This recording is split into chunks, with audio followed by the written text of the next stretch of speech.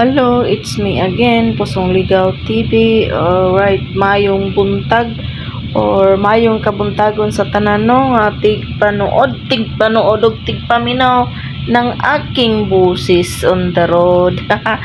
Alright, so guys, ako ang gibunyagan or anong tawag sa Tagalog yung gibunyagan, basta sa Bisaya basta mauna na akong gibunyagan ang mahiwagang tanom sa malaking kaang, di ba, kaang or paso, di ba, napakalaking kaang ang gitanuman sa zaitun tree.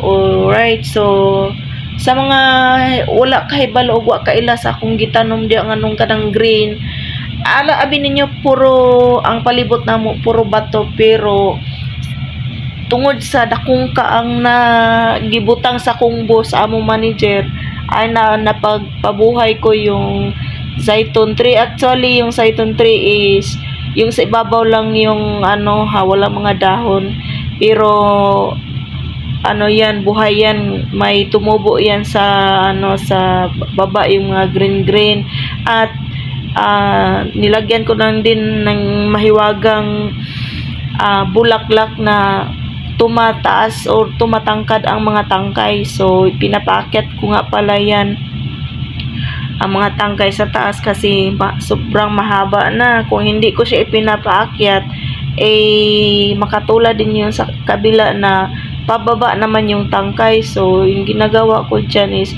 yung mga mahabang tangkay pinapaakyat ko, alright, para pataas o paakyat ang tubo nila. Kung mayroon man ang pababa, at least na yung mga generation na niya generation, actually mahaba talaga yung mga bulaklak na iyan. Color violet po siya, sobrang liit pero magandang tingnan. Tinatawag ko yung mahiwagang bulaklak kasi kung matamaan siya ng matinding init, bubuka yung bulaklak niya, pero kung siya ng malakaran siya ng araw, ay titiklop naman siya, kung siya sa malilim.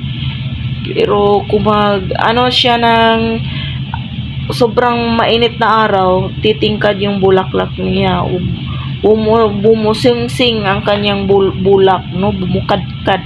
Alright, andito na po ako sa pangalawang kaang, ang mahiwagang kaang number 2. So dito namumblema ako kasi yung tubo niya pababa, so yung tubo niya matataas na dito sa baba, halos na lang humahalik na sa lupa, simento.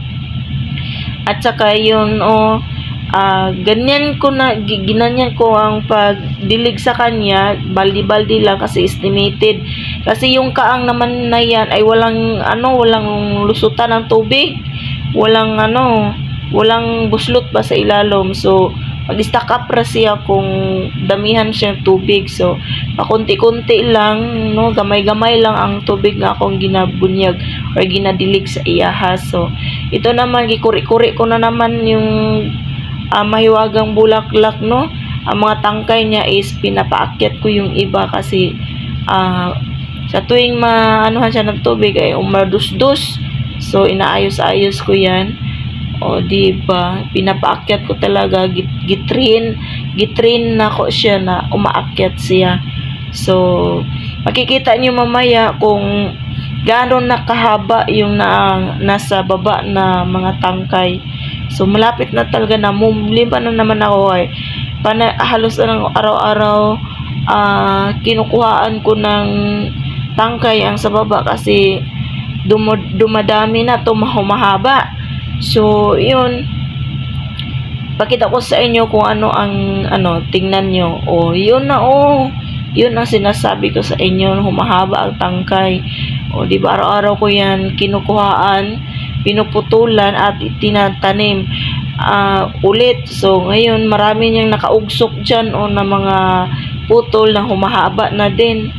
Diba, tingnan nyo, mahaba na talaga, muntik na munti ka na. Alright, so kaya pinapaano ko sa taas, pinapaakyat ko sa taas kasi maganda naman tingnan na umaakyat sa taas. Tuwang-tuwa nga si boss among manager kasi may nakikita na siyang green grass of hope in the morning. Alright, so yun no, zaiton oil nga pala yan, no, makain yung tree, yung bunga niya is makakain. Alright, so pinapakit ko siya, yan oh, di ba nasa kalahati na yun ang tangkay niya, nasa kalahati na ng ating mahiwagang kaang na Zaiton tree. Alright, maraming salamat guys sa inyong panonood at thank you din sa mga bagong subscriber o sa mga lumang subscriber. Thank you. And don't forget to like, comments, subscribes and share sa aking mga video para updated kayo sa mga susunod. Alright, maraming salamat po.